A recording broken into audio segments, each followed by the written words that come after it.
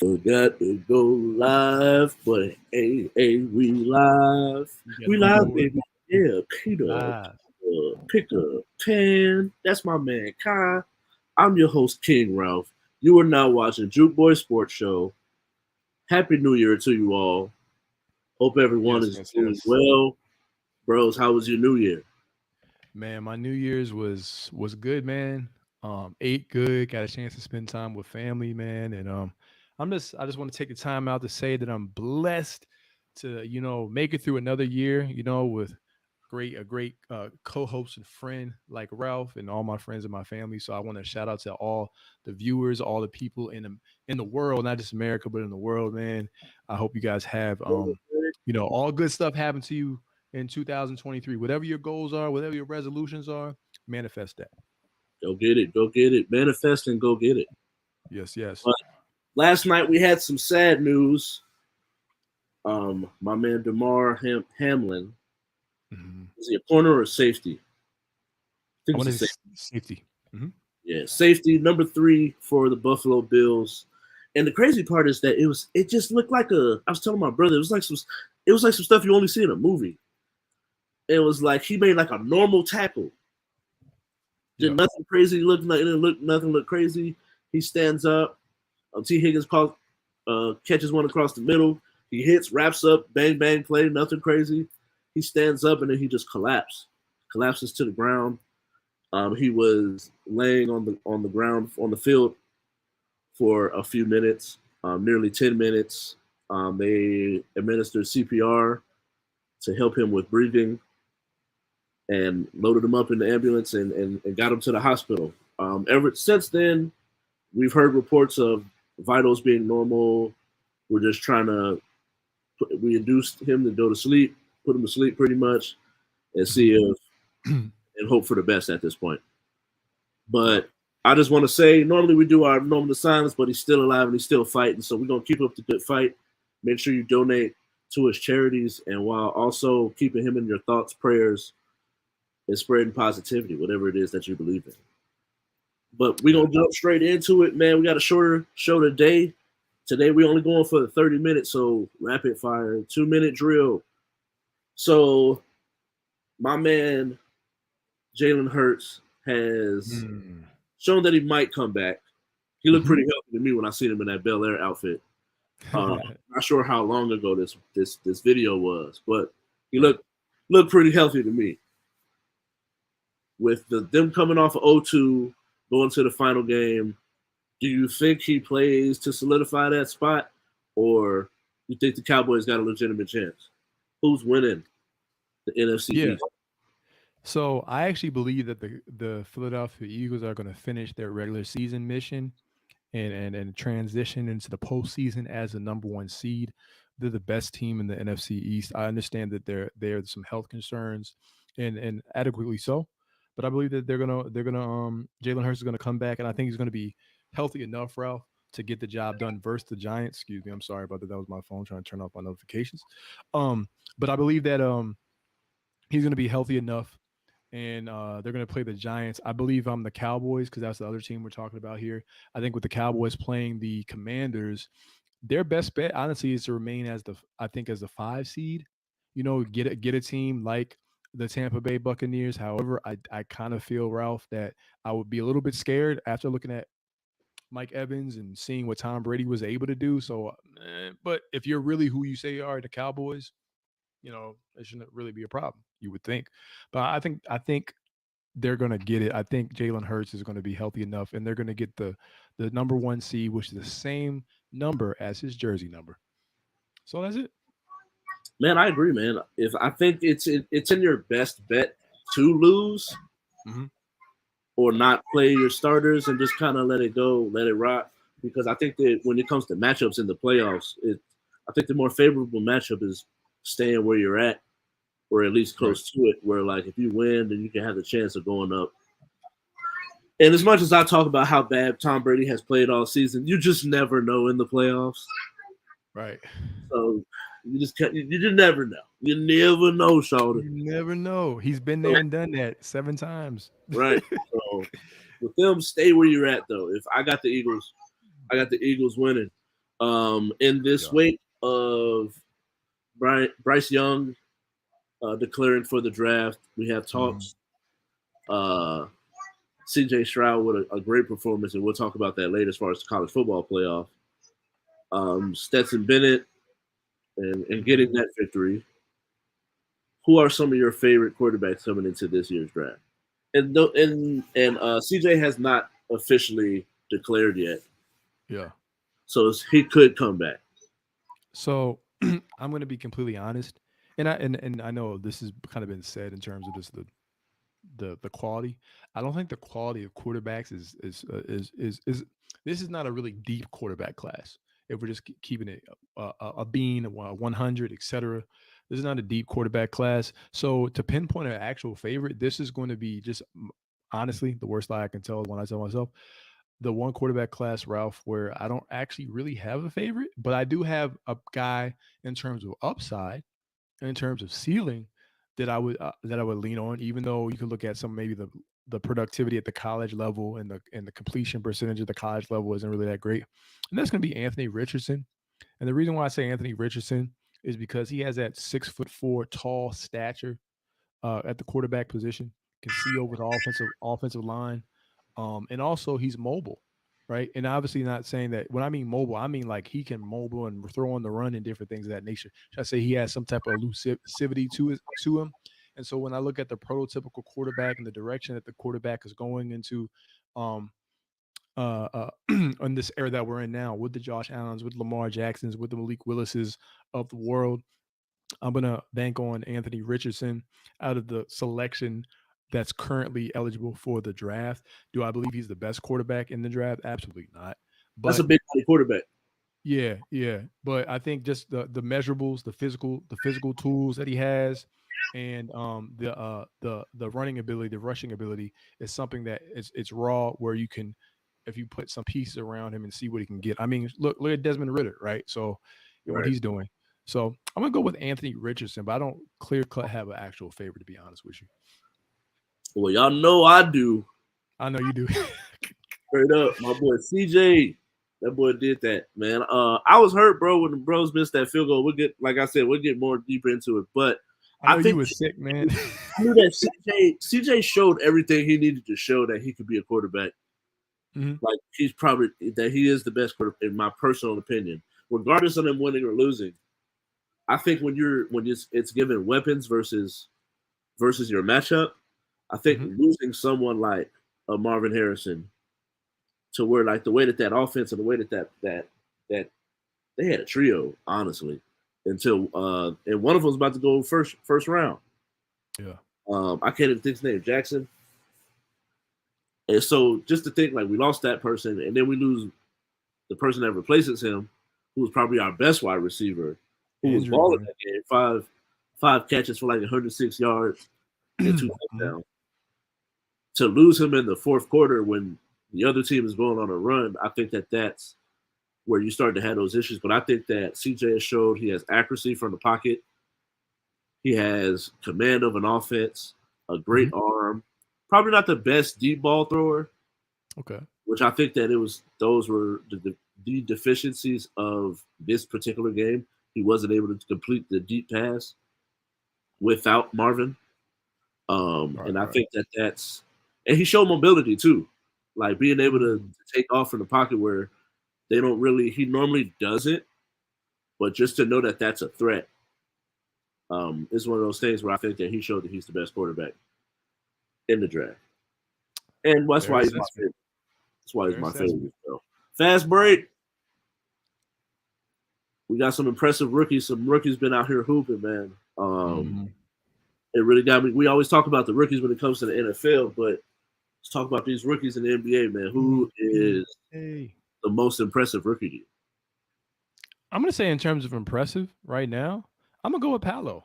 I'm gonna go with Palo. I have to go. I feel like I almost have to go with Palo Banchero. I know Knew that's what I your said. boy coming out of Duke.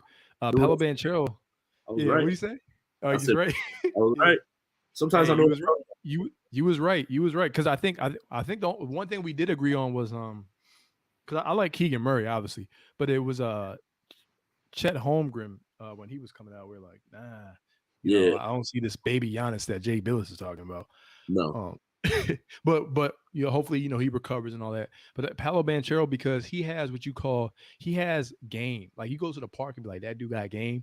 He Yeah. looks like he's seasoned, Ralph. Like he's been in the league before. It's like Melo coming into the league. You know what I'm saying? I'm not gonna say shoot. I'm not gonna say he. I'm not saying he's Braun or anything like that. We understand what Braun was, but remember, Melo won the Rookie of the Year over LeBron, all that kind of stuff. But Melo played like he had been in the league. Paolo's playing like he's been in the league, right? Yeah. And just he has a face-up game and a back-to-the-basket game, Pace and and tempo too. he has pace. He gets out on the fast break. He makes timely decisions. You know, probably see a little more of his playmaking ability, but he also showcases flashes on the defensive end. So I think at his size and his athleticism and just his his his offensive scoring tools that he has already Yeah. polished. I'll end it like this. And someone with Duke, like remember when Jason Tatum was coming out and he was 19 and people were comparing him to all players. And I was like, he kind of has that quick first step like Melo into a pull-up, right? Yeah. And then it wasn't until he got to the league where I started to see more of the Kobe stuff. But I always said that he had some of that early Melo in Jason Tatum because Melo had a quick first step before he got chubby. You know, Yeah. he had a quick first step. So for me, I'm gonna go with your boy Paolo Banchero. Shout out to you, man. Yeah, man. I just want to say that I was right. Yep. Uh, I'll accept my reward for the most humble in the room. Put the But crown on. Put the crown Paulo on. Banchero, man, I think he's been hooping, bro. But he's everything I thought he would be. So I'm gonna You go would with my okay. second favorite player from that draft, Mm-hmm. Jaden Ivey. Mm. When I like that. I think that it's some good rookies. The NBA is in good hands. They always come in with some good young talent. I think that Yeah. Jabari is, when you look at his numbers, it's nothing that pops off like the page for me. But at the same time, I think that being a rookie averaging a 12 points and he's shooting about 34 from three as a rookie, being that stretch three, that 3 and D, or even stretch 4 or 5, however you want to go about it. I think that he's putting up decent numbers, so that's someone that I would look at too. But my favorite is Jaden Ivey, although he plays for The he plays enemy. for the Ops, Detroit Pistons, and I just recently, right around this time is when I started watching basketball, and I started paying attention to him, and he's showing he got some game, and I think that the Cade Cunningham is hurt right now, right? Yeah. And so he's got an opportunity to get some increased minutes with some more offensive opportunities, More usage, more right? get some more ball control, scoring opportunities overall. And Cade Cunningham was another guy that we talked about how he's attacking the basket more than he Yeah, did last season. You could actually when you look at tape, you're like, I can see the growth of a player.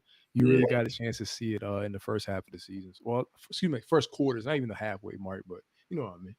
So And so next up, Brooklyn Nets are on a 12-game win streak after the defeat of the Spurs. yeah. They're legit contenders.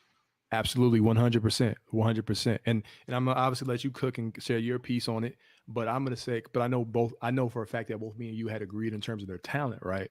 And I know you had picked them, I think, to win the championship. I think one of the years, that year they had Harden and all that kind of stuff. And but yeah, they're contenders. The reason why they're contenders, real quick, is because now they fired Steve Nash, which we talked about in the preseason, something that they need to do. No longer do you have a coach on the sidelines, folding his arms, not making adjustments. The ball is actually moving. Kevin Durant has taken a leadership role. Kyrie Irving is playing at an MVP level, Ralph. He's playing for that contract. They're focused. They're top 10 in defensive efficiency. They have the third best offensive efficiency in the playoff. I'm not playoffs in the league, and they're on a 12-game win streak, which is the hottest win streak um, in the NBA right now. They're a 12-game win streak. They're second in the Eastern Conference. They're beating the teams they're supposed to beat. 8 of the 12 wins were versus teams under 500, but they're beating them. And you didn't hear anyone criticize the Milwaukee Bucks when they were beating teams under 500 earlier this season, right? So So I look at Kevin Durant, I look at Kyrie Irving, 28 points per game over the last 10 games, 50, 40, 90. Like they're balling. Kyrie Irving has been the most clutch player in the NBA. I'll also give you a stat that I saw. He's leading the league in fourth quarter points in the fourth quarter. He looks amazing. They both got the low cut the other night, man. You know what I'm saying? So KD with the fresh cut now, man. So so the Slim Reaper, they're great, and also they have TJ Warren who can be a third option. Udanabe, um, uh, the uh, the baller from Toronto, defensive presence, and let's give some credence to Jacques Vaughn, Right. who he should be in Coach of the Year consideration, and Claxton, who's leading the league, and I think effective field goal percentage. So I think the three things that we talked about was one, obviously firing Steve Nash, two, Ben Simmons getting his confidence back, which was something that we don't have control over, and we thought that would be kind of hard to do. But Yeah. while he may not be scoring, what he's doing is his passing is back now. His defense is back now. And then lastly, we said defense and rebound and get another big, which I still think they might get.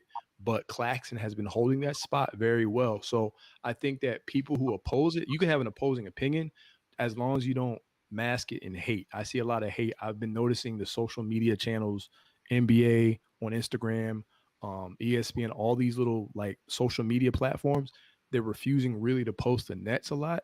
So I just want to shout that, put that out there, and just be like, come on, guys, give them their credit where credit is due, and don't wait for drama.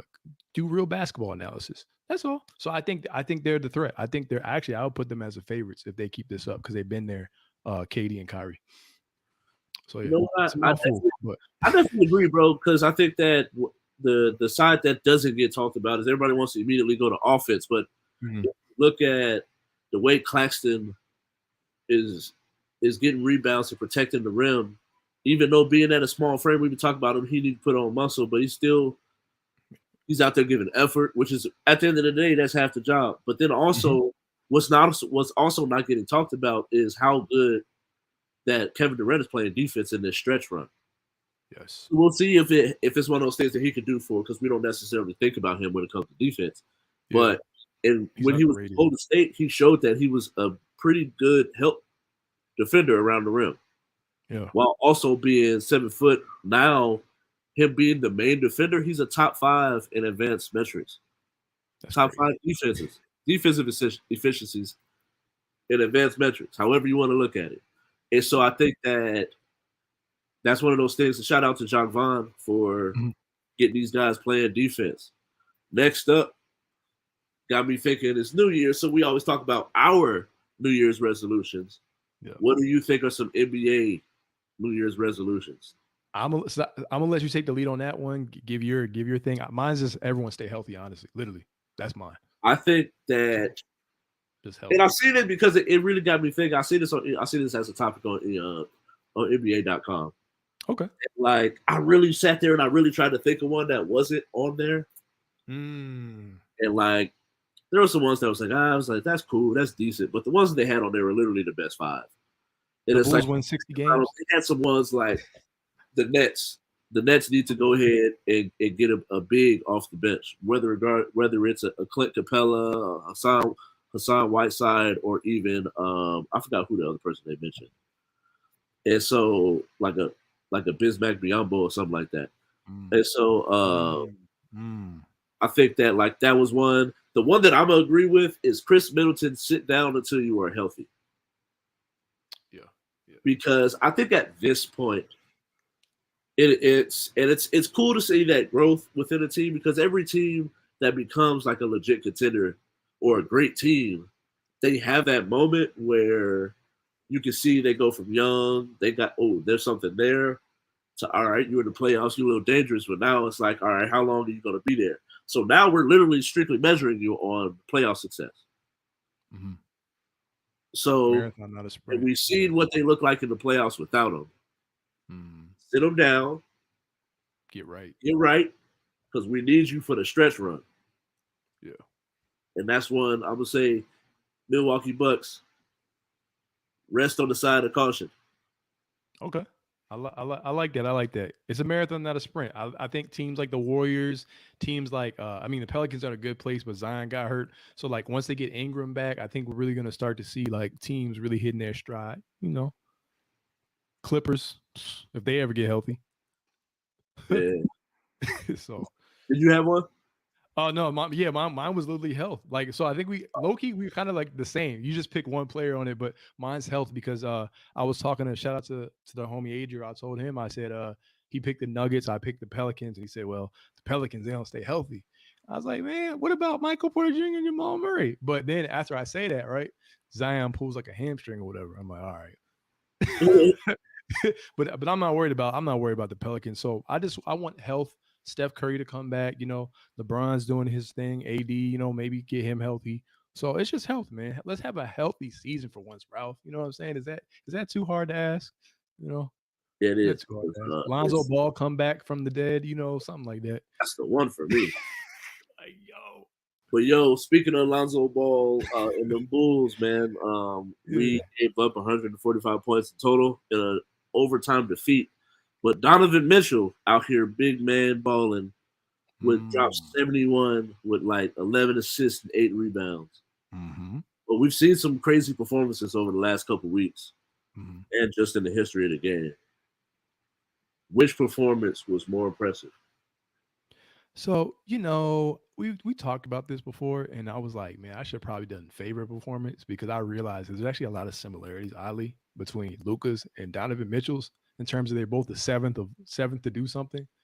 Um, so Luka's was insane, like insane. Like they said it was 0, 13, 0, a 0.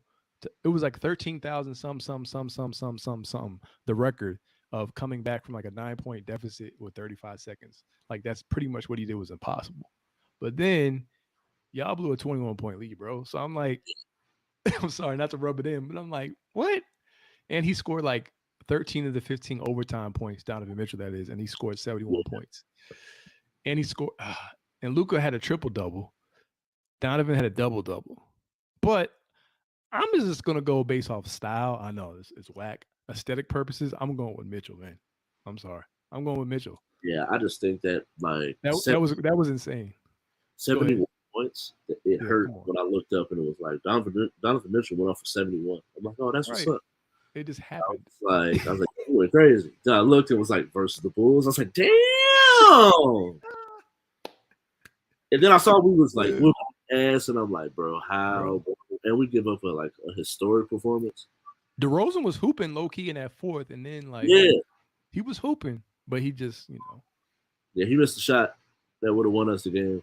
Yeah, but him and Luka, they both intentionally, I guess, missed a free throw and got a tip. That's why I was like, they're different styles, but like there was some similarities in like how it happened. Yeah, you feel me? But I'm with you. I'm with Mitchell, D Mitch, Spider Mitch. And then last but not least, we got Georgia versus TCU. Crazy weekend. College football. Is this? Did it live up to the hype? Is this a good quality national championship game? Well, I mean, you know what? Yeah, it is. It is. It's a good quality national championship game. Is it the one everyone wanted? Probably not. Probably nope. I know it wasn't the one you wanted, but but yeah, we ain't gonna get into that game. I know you want to get into it, but I'm like, man, because this has been a rough week. I know, but like, I picked Georgia. Remember, I picked Georgia at the beginning of the season. Mind you, guys, I'm not a huge college football fan, so some people could have said I closed my eyes and picked Georgia. But I picked Georgia to win the championship. You know what I'm saying? So we're both right about something this year, right? Right.